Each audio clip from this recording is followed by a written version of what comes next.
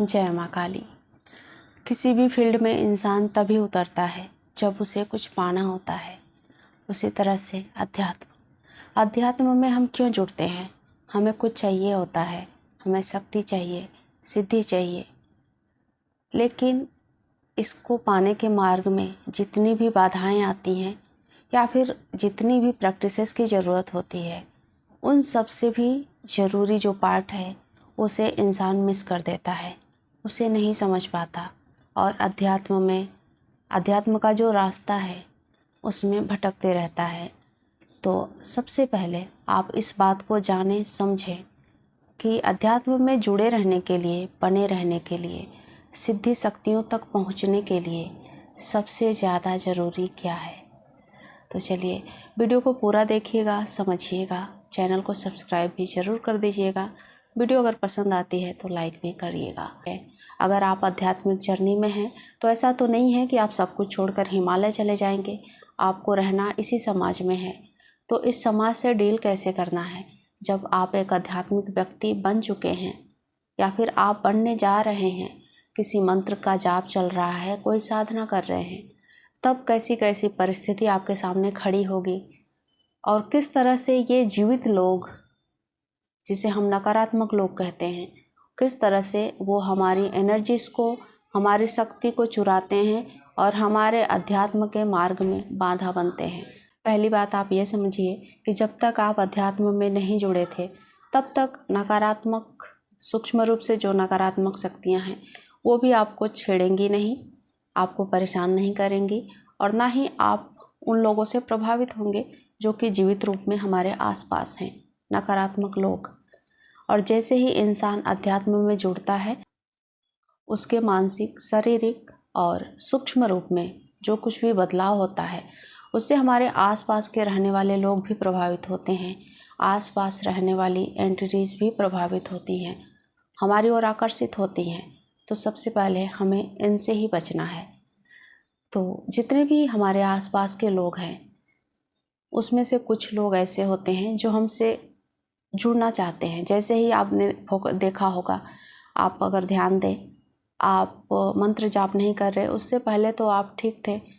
आप जैसा मतलब डील सब लोग करते थे एक दूसरे को, किसी ने हंसी मजाक किया, किसी ने गुस्सा किया, गाली दिया, उसी तरह से आप भी बर्ताव कर लेते थे, सहन कर लेते थे। लेकिन जैसे ही आपने मंत्र जाप चालू किया, आपके अंदर पता नहीं क्या अचानक से बदलाव आया। आप कुछ भी बर्दाश्त नहीं कर पा रहे हैं।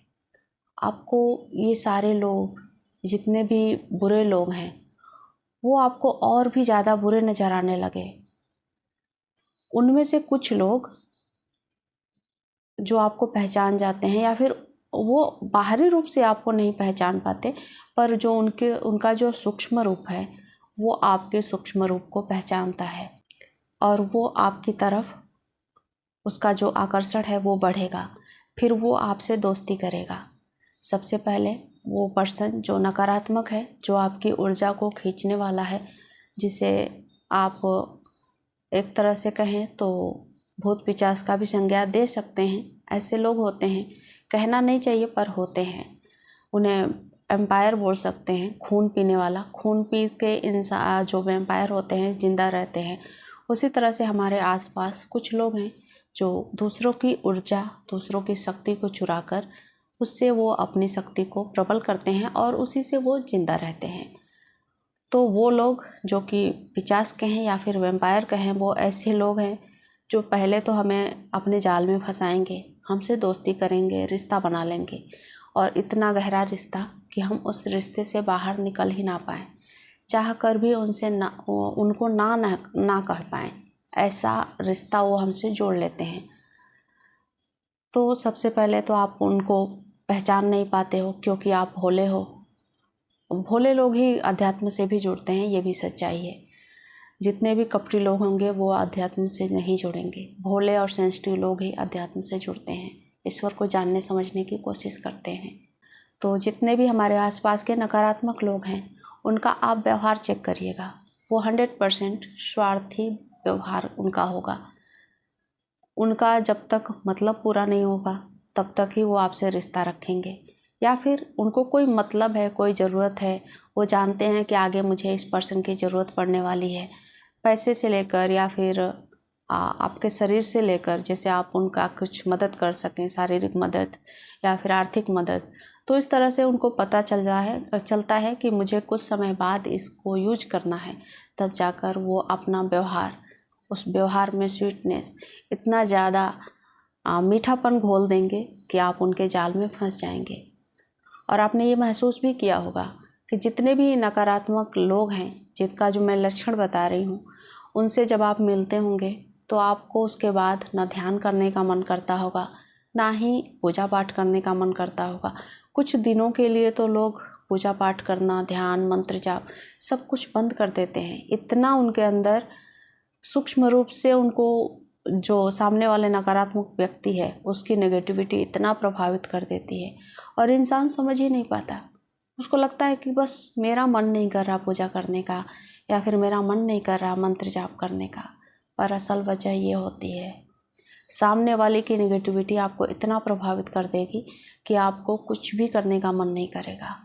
कुछ नकारात्मक लोग ऐसे भी होते हैं जो कि सिर्फ नकारात्मक बातें ही करेंगे, आपके पास बैठेंगे, दुनिया भर की ऐसी बातें, दुख, अपने पुराने दुख, इस समय के दुख, अपने परिवार में जितने भी लोग हैं, दुखी हैं, बीमार हैं, सबका जिक्र आपसे कर देंगे।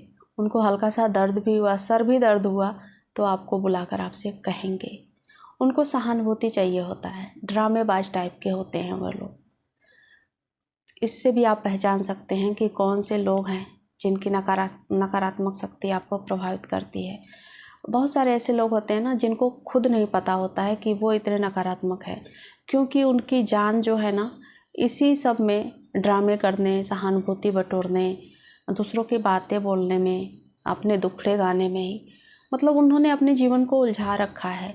और इस उलझन के चक्कर में वो इनोसेंट भी होते हैं। मैं ये नहीं कहूँगी कि वो पूरी तरह से पिशाच होते हैं या फिर एम्पायर होते हैं, वो कुछ हद तक इनोसेंट भी होते हैं, या फिर उनका जो माइंड लेवल है वो उस हद तक नहीं सोच सकता, स्पिरिचुअल लेवल तक नहीं सोच सकता, फिर वो उसी में उलझे रहते हैं। तो थोड़े बेचारे टाइप के भी होते हैं, पर कुछ जानबूझकर भी ऐसा करते हैं।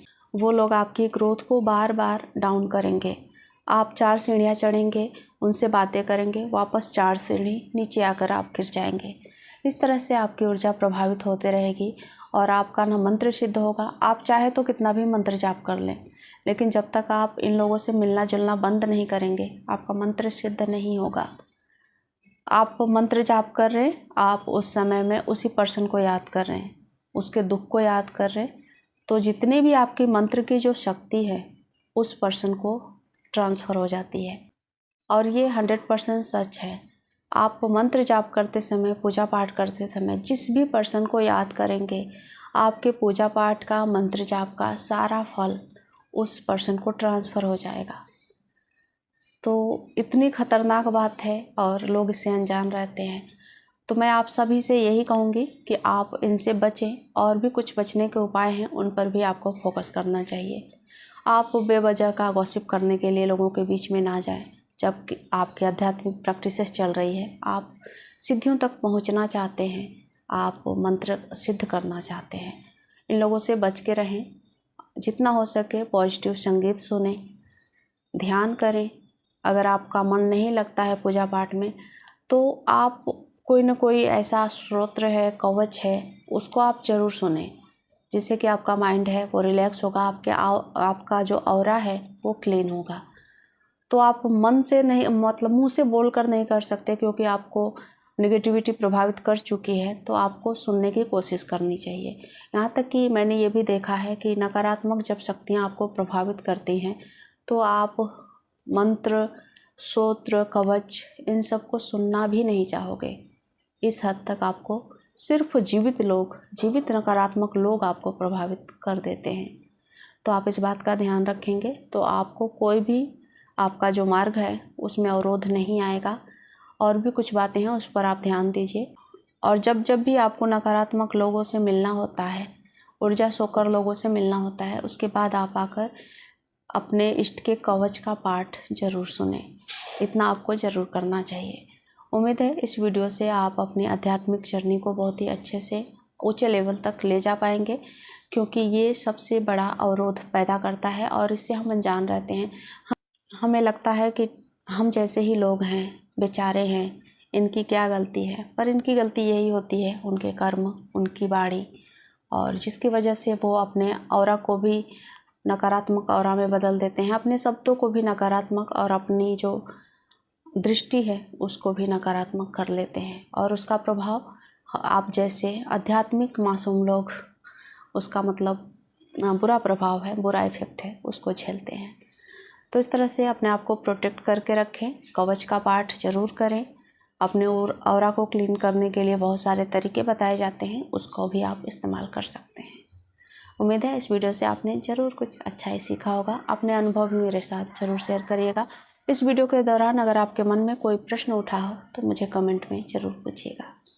चलिए मिलते हूँ नेक्स्ट वीडियो में, तब तक अपना ख्याल रखें। जय महाकाली, जय महाकाल।